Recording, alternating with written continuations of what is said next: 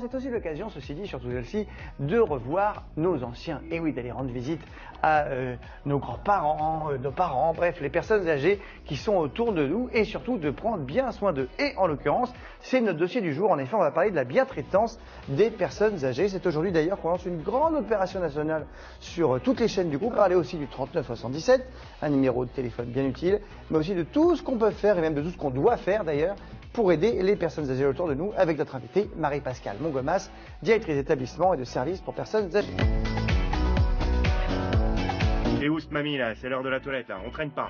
Ah non, moi je la fais le soir. Un peu de bientraitance, jeune homme. En France, on estime que 15% des personnes de plus de 75 ans sont victimes de maltraitance, que cela se passe à domicile ou dans des maisons de retraite.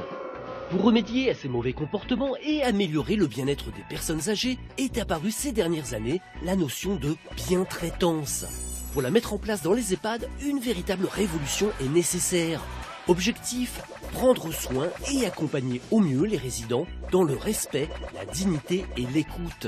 Si papy préfère prendre sa douche le soir plutôt que le matin, à l'organisation de s'adapter. Mais la bientraitance, ce n'est pas seulement l'inverse de la maltraitance. Ce sont des techniques de soins sans contrainte qui favorisent et stimulent l'autonomie et l'expression des personnes âgées. Problème, cela demande beaucoup plus de moyens. Et la bientraitance ne doit pas s'arrêter aux EHPAD. 73% des cas de maltraitance signalés se passeraient à domicile et seraient principalement commis par des membres de la famille. La bientraitance suppose que nous révisions tous notre relation aux personnes âgées. Et si on câlinait un peu plus nos papis et nos mamies ? Bon, le truc qui est horrible dans C'est quoi donc, c'est que on va tous être vieux à un moment donné. Enfin, si Dieu nous prête, évidemment, j'en ai pas de problème. Si patati patata, Dieu ou pas Dieu d'ailleurs. Enfin bref, si on arrive à vieillir, quoi. Voilà. Non, mais en théorie, à un moment donné, on peut tous être sujet à, entre guillemets, du coup, la maltraitance eu égard aux personnes âgées. Donc c'est toujours pareil. Ne fais pas aux autres ce que tu n'aimerais pas qu'on fasse soi-même, quoi. Et à un moment donné, il faut qu'on pense qu'on va être vieux. On va être vieux parce qu'on compte aujourd'hui en France 15 millions de personnes qui ont plus de 60 ans. Donc à 60 ans, on est encore. Et ça va pas s'arranger en plus. Et alors, 20 millions en 2030, quand même. 24 millions en 2060. Oui, parce qu'on vit de plus en plus vieux, évidemment, les problèmes de la médecine et de moins en moins dépendants. Mais justement, c'est une très bonne question que tu poses, et je me tourne vers Marie-Pascale. Personnes âgées, ça veut dire quoi? Et à partir de quand on est considéré comme une personne âgée? 35 ans. Ah, voilà, ça dépend. Alors, dans certaines entreprises, à 40 ans, vous êtes vieux, quand même. Dans le monde du travail, voilà, donc, alors, administrativement, il y a encore la frontière de l'âge à 60 ans. Mais ça n'a plus de sens. Vous avez raison de poser cette question-là. Ça n'a plus de sens aujourd'hui. Alors, effectivement, dans le champ de la gérontologie, personnes âgées, c'est plutôt personnes fragilisées, personnes en perte d'autonomie, etc. On rappelle juste l'âge moyen de la perte d'autonomie, c'est 83 ans, je crois. C'est ça. C'est tard, dis donc. En fait, il faut quand même dire que majoritairement, les gens âgés vont bien. Enfin, les gens de plus de 60 ans, majoritairement, ils vont bien. En fait, on a 20% des personnes de plus de 80 ans qui sont plutôt en perte d'autonomie. Mais c'est sûr. Puis encore, c'est plus de 83 ans en général. Donc, vous voyez, on va bien. Ça, c'est un grand progrès. Ça, c'est la bonne nouvelle. Maintenant, ça ne veut pas dire que quand on a moins de 80 ans et qu'on n'est pas en perte d'autonomie, on soit bien reconnu dans la société et qu'on n'a pas quelques fragilités. Et c'est bien, ça rejoint la question de la bientraitance. Maltraitance. On parle de maltraitance. Est-ce qu'on peut définir rapidement, brosser un tableau des différentes maltraitances? Parce que on entend beaucoup parler. On l'a vu un peu dans le C'est quoi donc. Oui, mais il y a les EHPAD. Ça va passer vite, ça peut arriver. Alors ça, il y a l'agisme, etc. C'est quoi les grandes familles que vous avez repérées de la maltraitance? Les lieux, les familles de maltraitance, rapidement. Alors, les maltraitances, on va retrouver les mêmes choses que pour l'enfance ou pour les publics en général. On va avoir les maltraitances physiques, on va dire que c'est peut-être celles qui sont les plus faciles à observer. Mais les plus difficiles et les plus fréquentes sont les maltraitances psychologiques. Vous savez, les insultes, les formes de pression sentimentale. Si tu me fais pas ça, si tu me donnes pas de l'argent, je viendrai plus te voir, par exemple. Vous voyez, c'est toutes ces petites choses. Sympa. C'est horrible. Marie-Pascale me disait, quand on a préparé ce dossier, qu'il y a aussi parfois un phénomène de de vengeance, de revanche face à un aîné? Bien sûr, ça peut être ça. Ça peut être, on peut avoir vécu des choses dans son enfance et puis avoir envie de régler des petits comptes des fois avec son propre parent quand il est lui en situation de perte d'autonomie. Donc les maltraitances psychologiques sont les plus importantes. Je pense que c'est à peu près les 3/4 dans les déclarations qu'on a. Après, on a les maltraitances financières qui sont importantes aujourd'hui. C'est vrai à domicile notamment. Vous entendez quoi par maltraitance financière? Alors, ça peut être des formes de vol d'argent en famille. Ah oui, d'accord. Oui. Mais ça peut être aussi toutes ces personnes, les démarcheurs à domicile, les marchands d'assurance. Abus de faiblesse. Les abus de Moi, j'ai pas faiblesse, connu etc. ça dans ma famille, moi. Bien sûr, il y en a énormément. Oui, mais Bien dans sûr, beaucoup les de familles, t'as des arnaques, histoires comme ça. tout à fait. Moi, je sais Alors, que mon père- on parle de maltraitance institutionnelle. On va peut-être regarder un petit spot, puisqu'il y en a 21 tout au long de... On parle d'une les fameux spots campagne. du 39-117. Voilà, il y a 21 spots pour cette campagne qui vont être diffusés jusqu'au 4 novembre. On parle de maltraitance institutionnelle. Si vous voulez bien, on regarde peut-être Bruno Solo lors d'un spot qui nous parle de cette maltraitance. Ma mère a décidé d'aller en maison de retraite pour ne pas nous embêter. Alors quand l'aide-soignante entre sans frapper, la tutoie, laisse les portes ouvertes pendant les soins, qu'on lui dit à quelle heure se lever ou se coucher, elle s'énerve. C'est normal, elle se croyait chez elle, dans sa chambre. Je paie assez cher pour ça, dit-elle. Dernièrement, on lui a même conseillé d'utiliser des protections la nuit. Elle n'est pas incontinente. Quelle humiliation. Ça suffit. Brisons le silence. Appelez le 3977. Peut pas dire que ce soit hyper gai. Là, Ah au non. moins, le message... Là, le message est clair, dur, mais c'est la réalité et il faut l'affronter. Tout à fait. Ce sont des réalités, ça existe. Il ne faut pas se voiler la face. C'est celle qui a été le plus dénoncée par les médias ces derniers temps. C'est vrai que ça fait mal aux établissements parce qu'on ne va pas dire non plus que c'est une généralité partout, mais ça peut exister. Alors évidemment, on doit dénoncer ces pratiques. Et puis travailler là-dessus, ça rejoint la question de la bientraitance. Comment on y travaille? Ça veut dire qu'on doit former les personnels. Aujourd'hui, on a un manque de formation encore de certains des salariés, mais aussi avoir des vrais projets de vie dans nos établissements. Et puis, je pense que ça rejoint la question des moyens, parce qu'à un moment donné, vous savez, quand on a une personne qui doit recoucher 20 personnes âgées en 2 heures de temps.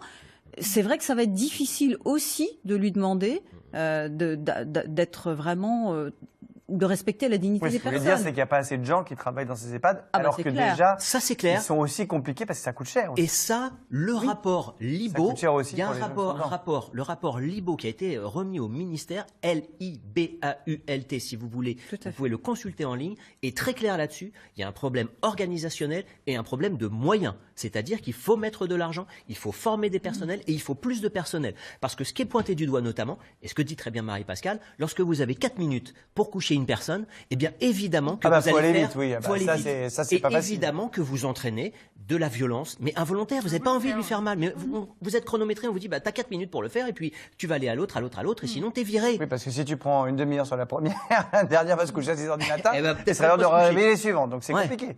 Alors là, le rapport Libaud là-dessus est très clair, et on attend maintenant des différents ministères, on attend des réponses concrètes. Mais attends, mais il y a une loi déjà dessus. Il y a une loi qui dit, par exemple, je fais n'importe quoi dans un EHPAD, on doit avoir une personne aidante, soignante pour 5 personnes maximum, 10 Globalement, les chiffres, c'est 6 personnes pour 10, toutes personnes confondues dans un EHPAD. Vous avez pour 10 personnes âgées, vous avez 6 salariés en moyenne. Et nous, on se bat tous pour que ça soit 10 sur 10. 10 pour 10. Mais quand je dis tous, c'est des personnels qui accompagnent les gens au quotidien, l'administratif, l'agent technique, il en faut. La voilà. nourriture, Donc les du coup, cheveux, le directeur, les coupes de cheveux, donc c'est vrai qu'on est largement en dessous. Et si on compare aux pays nordiques, à la Belgique, on est en dessous des moyennes européennes. Alors, autre lieu de maltraitance, les maltraitances familiales. Parce que, bien sûr que l'accent a été mis sur les maltraitances dans les maisons de retraite, les EHPAD, etc. Mais les trois quarts... tout le monde n'est pas là-dedans. Et non. Et les 3/4 se passent à domicile. Et maltraitance familiale, c'est la même chose. On peut être maltraitant par épuisement. On n'en peut plus, on est un aidant. On a parlé des aidants, on est un aidant. On n'en peut plus, on peut être maltraitant. C'est aussi là que ça se joue. Et c'est aussi là qu'on doit prendre conscience qu'il y a des choses à régler dans le contexte familial? Oui, en fait, ce qu'on peut déplorer d'ailleurs, c'est qu'on parle beaucoup des maltraitances en établissement, et c'est important, mais 20% seulement des personnes très dépendantes vivent en établissement, et la majorité des gens vivent à domicile. Et il faut faire très attention, parce qu'en fait, en promouvant ce discours, finalement, on oublie et on rend silencieux encore plus, on met le couvercle sur le domicile, alors que la majorité des maltraitances ont lieu à domicile. Et les salariés sont moins bien lotis encore à domicile. Les salariés sont mal payés à domicile, les salariés travaillent, ils passent d'une maison à une autre, ils sont en grande souffrance, et donc aujourd'hui, en fait, on n'a pas de chiffres là-dessus. On n'a pas de chiffres. On n'a pas de chiffres, on ne sait pas, on n'en parle pas. Et je pense qu'effectivement, les prochains reportages, il faut que vous alliez les faire à domicile. Moi, je vous le dis. Justement. Mais pas qu'à Alex, domicile, mais t'es aussi dans la rue. Enfin, alors, pareil, on va en parler, mais la société. avant ça, petit coup de gueule quand même. Hein, bon, qu'est-ce qui se connais, passe? Ouh là là, ça j'ai me envie fait d'un petit peur. coup de gueule. Ça me fait peur quand tu fais ça, Yo-Yo. Mais on vit dans une société où les gens les moins bien payés sont ceux qui ont probablement les rôles les plus importants. S'occuper de nos aînés, s'occuper de nos enfants, ce sont des gens qui sont payés au SMIC. En revanche, au sommet de la pyramide, on paye des gens qui spéculent sur des matières premières, par exemple, qui sont dans la finance. Le retour de l'anticonsommation. Non, c'est pas l'anticonsommation, mais je veux dire que les gens à qui on confie nos enfants, nos aînés, nos parents, comment se fait-il qu'on ne les considère pas plus que ça? Petit coup de gueule, voilà, je me calme. Alors et je reviens. Après, je pose une question ça va pas aller dans ton sens, parce que ça veut dire que les gens les plus riches peuvent avoir des services qui est de plus. Mais il y a aussi des endroits très chers où j'imagine que les aides-soignants sont très bien payés. Ça doit arriver. Pas forcément plus payés dans les établissements privés plus chers. Non, les aides-soignants ne sont pas plus payés. Parce que ça coûte très cher. Parce que même un EHPAD, ça coûte combien par mois un EHPAD? En moyenne, 2 000 € à la charge des personnes. Ça coûte plus cher que ça. Oui. Mais après, parce que l'État prend une partie en haut. Mais oui, c'est vrai voilà. C'est cher pour les personnes. C'est vrai que ça fait cher, quoi. Tout le monde à 80 ans, on peut pas. À 80 ans, tu peux pas forcément sortir 2 000 € par mois. Attention, c'est ça que je dis. Oui, il faut faire très attention parce qu'en fait, si vous voulez, c'est le reste à charge qui est trop important. Mais moi, je vous défie. On est en pension complète. Les gens, ils sont en pension complète. Faut leur dire, on paye pour 2 000 €, donc 60 € par jour. Oui, c'est un loyer plus la nourriture, une pension complète. On est nourri, logé, blanchi. Voilà. Marie-Pascale, on est d'accord. Moi, je défie de trouver. On est d'accord. Donc nous, on est d'excellents gestionnaires, comme je dis toujours. Maintenant. Non, mais c'est pas vrai. C'est le reste à charge. Qui paye, parce que même si tes enfants, ils n'ont pas envie ou qu'ils gagnent beaucoup d'argent, voilà, et si toi, t'as pas une grosse retraite, 2 000 €, c'est une somme énorme. Un couple de smicards ne pourra pas s'occuper de ses parents, clairement, ne pourra pas payer 2 000 €. Et tu évoquais une autre question que je trouve également fondamentale et qui, à mon sens, est la question fondamentale du regard de la société et de notre responsabilité, ce qu'on appelle l'agisme. On regarde peut-être un petit spot, c'est Franck Leboeuf, un ancien champion du monde de foot, et on en reparle. Bousculé dans le bus, poussé dans les magasins, heurté sur les trottoirs, klaxonné sur les passages piétons, la personne âgée ne va pas assez vite. Elle dérange, oui, elle dérange. Résultat, ma voisine de 80 ans ne sort plus, isolée, fragile.